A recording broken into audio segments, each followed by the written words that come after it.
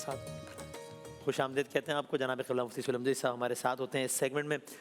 آپ کے سوالات ہوتے ہیں اور آپ کا بلکہ سوال ہی ہوتا ہے, وقت اتنا کم ہوتا ہے کہ ہم ایک یا زیادہ سے 2 سوالات شامل کر پاتے ہیں.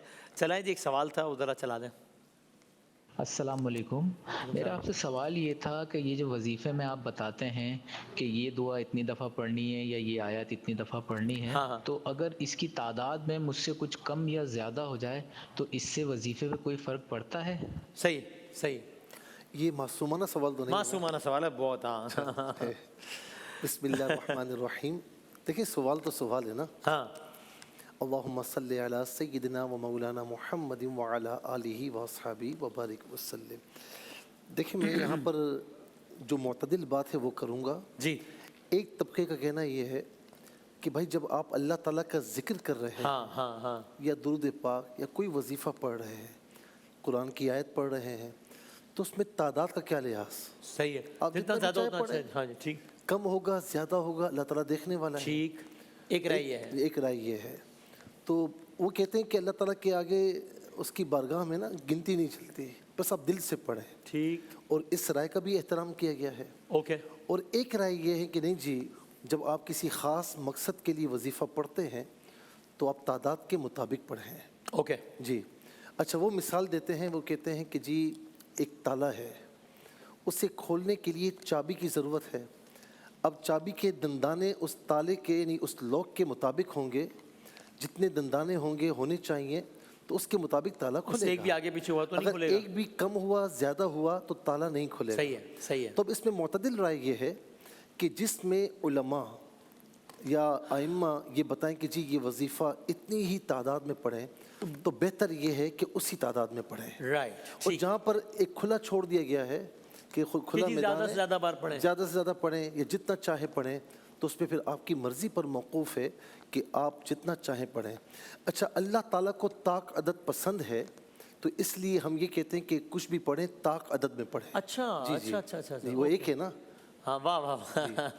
اس کے نام بھی 99 جو ہم پڑھتے ہیں. جی جی کیا بات. تو اس لیے وہ فرماتے ہیں کہ طاق اعداد میں پڑھا جائے تو وہ زیادہ بہتر ہے. تو بہرحال یہ کہ میں حاصل کلام یہ ہے کہ جہاں پر علماء نے کہا کہ بھئی اتنی تعداد میں تو بہتر یہ کہ اتنی ہی تعداد میں پڑھیں, کم زیادہ نہ پڑھیں, اور جہاں پر ایک چھوڑ دیا گیا ہے تو وہاں پر جتنا چاہیں پڑھیں. اس میں ایک سے بات, ہیونگ سیڈ دیٹ, یہ تو آپ نے کہہ دیا, اس کو لے کے بہت شکی یا نفسیاتی ہونے کی ضرورت تو نہیں ہے نا کہ 70 بولا تھا 69 ہو گیا ہے, شاید اس لیے میری دعا پوری نہیں ہو رہی کہ 70 نہیں پڑھا 71 پڑھ لیا تھا شاید, یعنی اس وہم میں وہم اور وہم یعنی اس کیفیت میں جانا.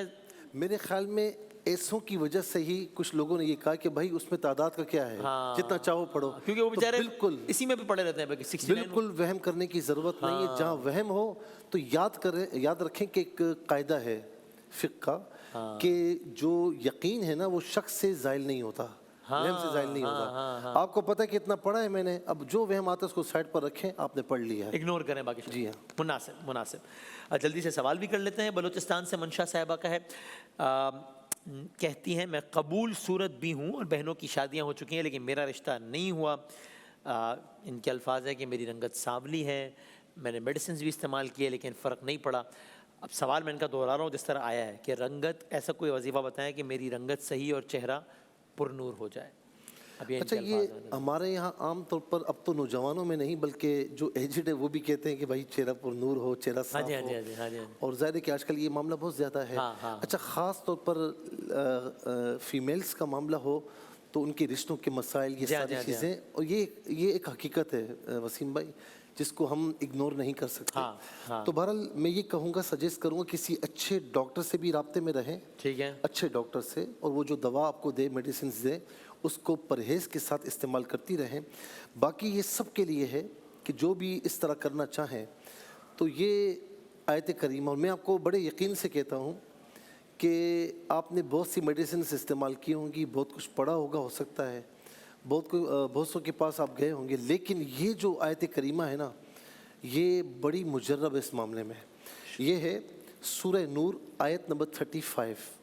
مکمل آیت کریمہ تو تھوڑی طویل ہے لیکن اس میں جو شروع کا آغاز جہاں اسٹارٹنگ ہو رہی ہے, اللہ نور السماوات والارض, اللہ زمین و آسمان کا نور ہے. کیا کہنا ہے, یہاں پر آپ نے نور کو فوکس کرنا ہے, اللہ نور السماواتی والارض، یعنی جب آپ یہ پڑھیں تو آپ یہ دھیان رکھیں، توجہ رکھیں کنسنٹریشن کے ساتھ، تصور میں کہ یہ روشنی آپ کی طرف آ رہی ہے، آپ کے وجود کو منور و روشن کر رہی ہے.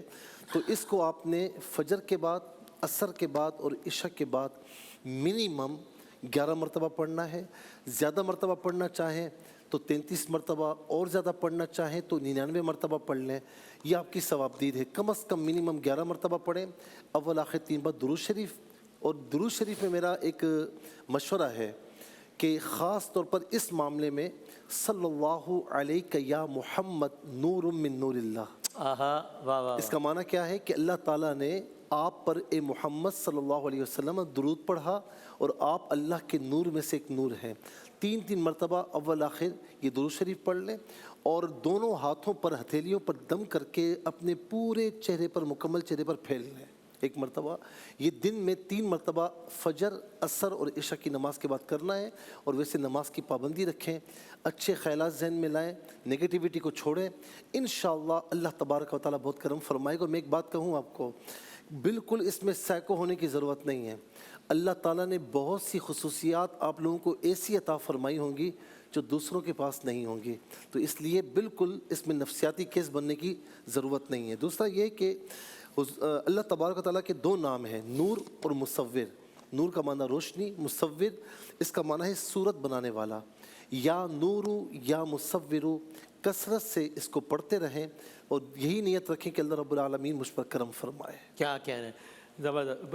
وقت ہو گیا بریک کا، لیکن اس میں بھی میں چاہوں گا ایک جملہ اگر اس پہ بھی کہتے ہیں کہ یہ تو ایک خاتون ہے جو کہ، یا کچھ افراد ہیں جو صورتحال سے گزر رہے ہیں. ہم جو بحیثیت معاشرہ، ہم اکثر محافل میں ایسے لوگ جن کی رنگت، جن کا قد، جن کا جسم ذرا سا ایک معمول کے اس سے ہٹ کر ہو، ہم یا تو ایسا کچھ کہتے ہیں یا پیٹھ پیچھے ایسا کچھ کہتے ہیں جو، یا پھر کم سے کم اس نظر سے دیکھتے ہیں کہ اس کو فوراً فیل ہوتا ہے کہ یار یہ مجھے الگ نظروں سے دیکھا جا رہا ہے، جو کہ پھر اس انسان کی بہت زیادہ دل شکنی کا باعث بنتا ہے. تو ہمیں بھی ایک طریقے سے اپنے اوپر یہ سوچ لینا چاہیے کہ محفل میں کبھی بھی کوئی ایسا کوئی فرد آئے تو ہمیں اپنی نظروں سے بھی ایسا کچھ ظاہر نہیں کرنا ہے کہ جس سے وہ انکمفرٹیبل ہے، اس کو لگے کہ مجھے سب ایسے کیوں دیکھ رہے ہیں. چھوٹی سی مثال ہے، جہاز میں بھی اگر ہم سفر کر رہے ہیں، کوئی آدمی وہ زیادہ ہیلدی ہے، اب وہ سب اس کو اس طرح دیکھ رہے ہیں نا کہ اسے سیٹ بیلٹ نہیں بن رہا ہے، ایک مزہ آ رہا ہے. ہاں، مجھے ہوتا ہے کہ یہ تو فیل، اس کو اندازہ ہوگا کہ میرے بارے میں بات ہو رہی ہے اور تو فیل کر رہا ہوگا نا. تو اس کو، ان رویوں کو، ایسے لوگ بیچارے اتنے نفسیاتی کیس بن جاتے ہیں، اتنے پریشان رہتے ہیں، اندر سے کھوکھلے ہو جاتے ہیں، کہہ بھی نہیں سکتے کچھ. تو میں یہ کہوں گا کہ خدا کے واسطے ایسا دیکھے بھی نہیں، اس کو محسوس بھی نہ ہونے دیں. میں اور آپ، مطلب ہم بھی تو ہو سکتے ہیں نا اس کی جگہ. یہ تصور کریں کہ اس کی جگہ میں ہوتا تو کیا ہوتا. اچھا، دوسروں کی اولاد ذرا سی اس طرح ہو تو فوراً ہم مذاق اڑانا شروع کر دیتے ہیں. اپنی اولاد اگر ایسی ہو تو کیا کریں گے؟ تو بس وہ کریں جب اپنی اولاد پر پڑے تو وہ کریں کہ آپ کا رویہ بالکل ایسا نارمل ہونا چاہیے. بلکہ میں آپ کو کہوں کہ 30-40 سیکنڈ کا وقت، جی میں آج سے 10-12 سال پہلے ایک شاپ پر گیا تھا. ٹھیک ہے. تو میرے مسجد کے سامنے ہی مارکیٹ ہے، بہت بڑا، یعنی بہت بڑی شاپ ہے، دکاندار ہے اور الحمدللہ بڑا اچھا کام ہے اس کا. اس کا ایک بیٹا جو ہے نا، وہ بالکل کاؤنٹر پر بیٹھا ہوا تھا، جو مستانہ تھا. اچھا. تو میرے سامنے کسی نے اس کا مذاق اڑایا. آپ یقین کریں کہ اس بندے نے سارے کام چھوڑ کر، اس کے والد نے نا، وہ اس کو پڑ گیا. کہتا مذاق کیسے اڑایا؟ کہتا تجھے پتہ ہے کہ مجھے جو روزی اللہ رب العالمین نے عطا فرمائی، اس کے صدقے میں عطا فرمائی ہے. تو والدین کا رویہ بھی اور اولاد کی بنسبت اس کے ساتھ بہت اچھا ہونا چاہیے. صحیح، کیا بات، بہت نوازے، بہت شکریہ، جزاک اللہ. بس ناظرین، اب آپ سمجھ لیجیے کہ اس طرز کی جو ہے وہ 9 نشستیں رہ گئی ہیں یا 10 نشستیں رہ گئی ہیں. اب تو کاؤنٹ ڈاؤن ہے. اب ہاں کاؤنٹ ڈاؤن ہے، اور آج تو عشرہ مغفرت کی آخری سحر ہے آج. اللہ تعالیٰ خیر کا معاملہ فرمائے انشاءاللہ. ہم آتے ہیں ایک بریک کے بعد. اور بائی دا وے، کل 21 رمضان المبارک کی شب کے حوالے سے معمول سے کچھ طویل نشریات ہوگی، اس کے ٹائمنگز ہم آپ کی خدمت میں عرض کرتے ہیں انشاءاللہ. تو کل، اور چونکہ ممکنہ شب قدر بھی ہے، شب 21 رمضان المبارک بھی ہے، تو ہم اس کے ٹائمنگز بھی آپ کی خدمت میں عرض کرتے ہیں. اور ابھی ہم آتے ہیں ایک بریک کے بعد انشاءاللہ نعتیہ مقابلے کے ساتھ.